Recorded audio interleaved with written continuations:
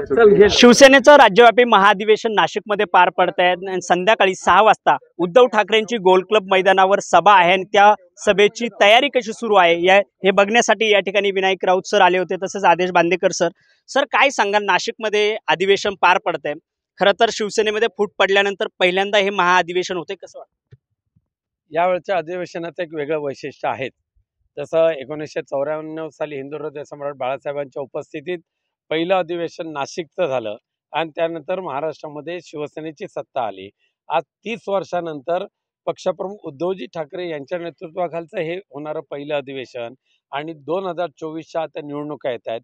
नक्कीच महाराष्ट्रासहित संपूर्ण देशामध्ये पक्षप्रमुख उद्धवजी ठाकरे यांचा सहभाग असलेल्या आघाडीची सरकार या देशामध्ये येईल आणि देशाला एक नवीन दिशा आणि एक संविधानाचं रक्षण करण्याचं जे ध्येय मनामध्ये घेतलेलं आहे ते पूर्ण होईल।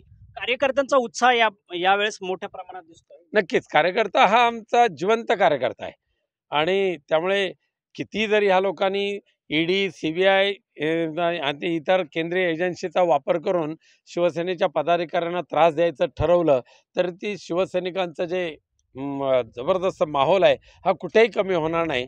तो निधड्या छातीने लढणार आणि जिंकणार। संध्याकाळी किती लोक या सभेसाठी येऊ शकतात असं वाटतंय आपल्याला? आता लोकांची गिनती काय आम्ही करणार नाहीये, मोजणार नाही, पण हे अनंत कान्हेरे मैदान तुडुंब तुडुंब भरून वाहेल असे मला 100% खात्री आहे। बांदेकर सर, तुम्ही काय सांगाल? हे राज्यव्यापी महाअधिवेशन नाशिकमध्ये पार पडतंय।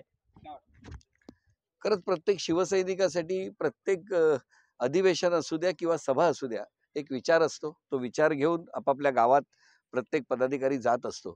जसं आज वंदनीय हिंदू हृदय सम्राट शिवसेना प्रमुख बाळासाहेब ठाकरे यांचा जन्मदिवस आणि त्या दिवशी पक्षप्रमुखांनी आज म्हणजे जशी शिवनेरीची माती, कारण शिवनेरीचं आणि महाराष्ट्राचं एवढं अतूट नातं आहे। छत्रपती शिवाजी महाराज ज्यांचा आशीर्वाद घेऊन, ज्यांचा आशीर्वादाने कायम प्रत्येक शिवसैनिक काम करत असतो, आज ही माती घेऊन ती माती आपापल्या गावात जाऊन त्या ठिकाणी कशा पद्धतीने विचार पसरवायचा याचं मार्गदर्शन अधिवेशनात झालेलं आहे आणि आदेशावरती काम करणारा शिवसैनिक आहे।